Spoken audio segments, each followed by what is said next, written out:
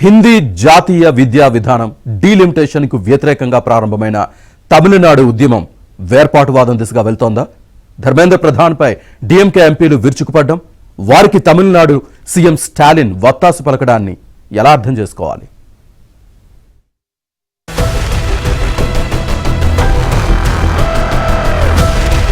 Parliament ఉభయ సభలు దత్తరిల్లిపోయాయి. జాతీయ విద్యా విధానం తమకొద్దని, త్రిభాషా సూత్రాన్ని తాము అమలు చేయబోమని తమిళనాడుకు కేంద్ర విద్యాశాఖకు ఇవ్వాల్సిన నిధులను ఇవ్వాలన్నారు డీఎంకే ఎంపీలు. నూతన విద్యా విధానం ఎన్ఈపీ, హిందీ భాష ఆధిపత్యం డీఎంకే వర్సెస్ కేంద్రం అన్నట్టుగా చర్చ సాగింది.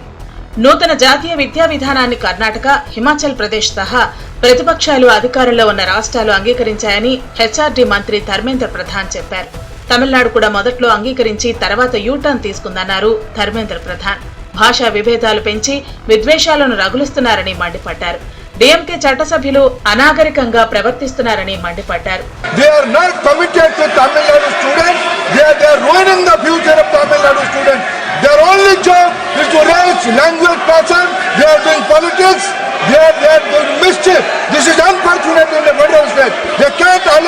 They allegations and put allegations against government of India. They are misleading nation. They are doing injustice. They are doing injustice to students of Tamil Nadu. They are ruining the future of Tamil Nadu students. They are not doing justice. They are undemocratic, uncivilized. They are undemocratic, uncivilized. They are denying the right of Tamil Nadu students to have a pan-Indian education model. తమిళనాడును కేంద్ర మంత్రి ధర్మేంద్ర ప్రధాన్ అవమానించారంటూ తమిళనాడు ఎంపీలు మండిపడ్డారు. తమిళనాడు ఎంపీల ఆందోళన నేపథ్యంలో తన వ్యాఖ్యలు వెనక్కి తీసుకోవడానికి సిద్ధమని కేంద్ర మంత్రి చెప్పినా శాంతించలేదు. ధర్మేంద్ర ప్రధాన్ సభా హక్కులను ఉల్లంఘించారంటూ డీఎంకే ఎంపీ కనిమొళి నోటీసులిచ్చారు. తమిళనాడుకు అవమానం జరిగిందంటూ పార్లమెంటు బయట కూడా రగిలిపోయారు. వ్యాఖ్యలను వెనక్కి తీసుకుంటే సరిపోదని తమిళులకు క్షమాపణ చెప్పాలని డిమాండ్ చేశారు. Thousands and thousands of students and youngsters were shot dead in 1965 agitation. So, Ariyan Anna, when he was the chief minister, passed the resolution unanimously that Tamil and English only, two language. We don't want Hindi. We will never accept Hindi. This is the background. Minister Dharmendra Pradhan, with all arrogance, he said, uncivilized people are Tamil MPs, Tamil people, Tamil Nadu Chief Minister. How dare he says like that? He should tender apology. He says, I have withdrawn, nothing doing. You should tender apology. Very pained and hurt that the minister, in his reply in parliament today, has called the members of parliament, the Tamil Nadu government and the people of Tamil Nadu uncivilized.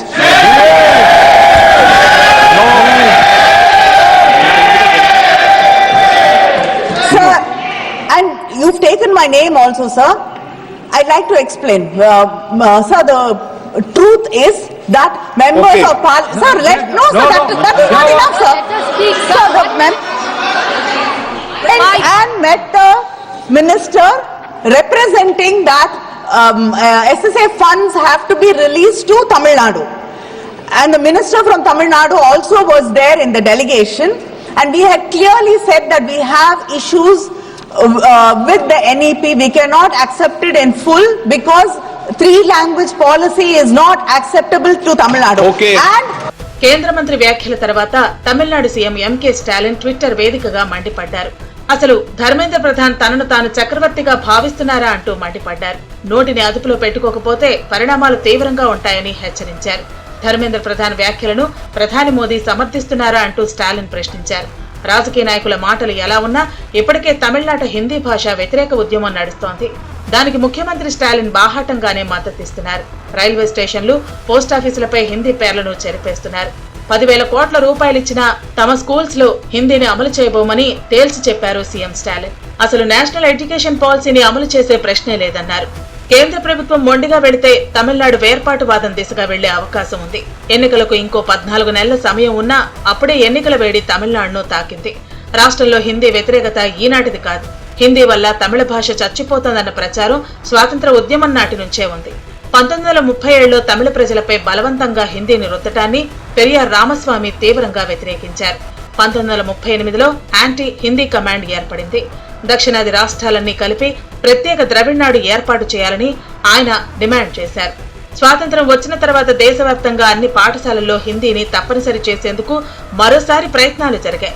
1948లో ద్రవిడ కళగం నేతృత్వంలో తమిళనాడులో మరోమారు ఆందోళనలు జరిగాయి. 6 నుంచి 11వ తరగతి వరకు హిందీని తప్పనిసరి చేస్తూ 1950 మే 2న ఇచ్చిన ఉత్తర్వులను కరుణానిధి నేతృత్వంలోని డిఎంకే తీవ్రంగా వ్యతిరేకించింది. దాంతో కేంద్రం వెనక్కి తగ్గక తప్పలేదు. హిందీని భారత అధికారిక భాషగా చేయటానికి ప్రయత్నాలు జరగాలంటూ 1959లో భారత రాష్ట్రపతి ఇచ్చిన ఉత్తర్వు పైన మళ్లీ అల్లర్లు చెలరేగాయి. దీంతో తమిళనాడుపై హిందీని రొత్తబోమంటూ అప్పటి ప్రధానమంత్రి నెహ్రూ హామీ ఇచ్చారు. హిందీని ఏకైక అధికారిక భాష చేసేందుకు 1965లో జరిగిన ప్రయత్నానికి వ్యతిరేకంగా తమిళనాడులో జరిగిన హింసాత్మక ఆందోళనల్లో దాదాపు 63 మంది చనిపోయారు. ఆ తర్వాత ఇందిరాగాంధీ జోక్యం చేసుకుని 1968లో లాంగ్వేజెస్ యాక్ట్ తీసుకొచ్చారు. హిందీ భాషను ఐచ్ఛికంగా మార్చారు. తమిళనాడులో మాత్రం 2 లాంగ్వేజ్ ఫార్ములా మాత్రమే అమల్లో ఉంటుంది. ఇది ఇప్పటిది కాదు ఈ సమస్య. ఒకప్పుడు ఈ సమస్య మీద ఎన్నో పోరాటాలు చేసి ఆ రోజు వాళ్ళు తమిళన్స్ సాధించుకోవడం జరిగింది.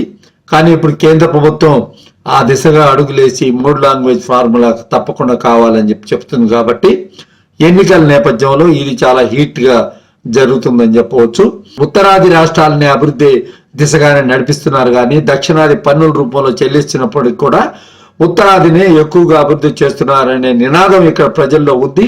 ఇది రాబోయే రోజుల్లో ఏర్పాటువాదానికి దారి తీయచ్చు అనేదానికి కూడా, అంటే తమిళనాడు సపరేట్ దేశంగా, దక్షిణాదిని సపరేట్ దేశంగా ఉండాలని చెప్పేసి ఇక్కడ ఉన్న ప్రజలు అందరు కూడా కోరుకునేదానికి ఎక్కువగా అవకాశం ఉంటుందేమో అని చెప్పి కూడా మనం ఈ సందర్భంగా చెప్పక తప్పదు.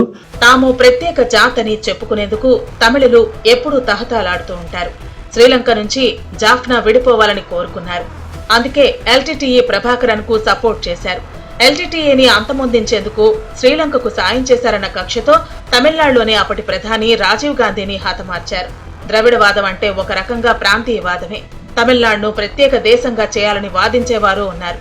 అయితే మెజార్టీ ప్రజల్లో వేర్పాటువాదం లేకపోయినా కొందరు రాజకీయ నేతలు మాత్రం దీన్ని రెచ్చగొడుతున్నారు. తామెక్కడ వెనకబడిపోతామోనని మిగతా వారు వేర్పాటువాదాన్నే ఫాలో అవుతున్నారు.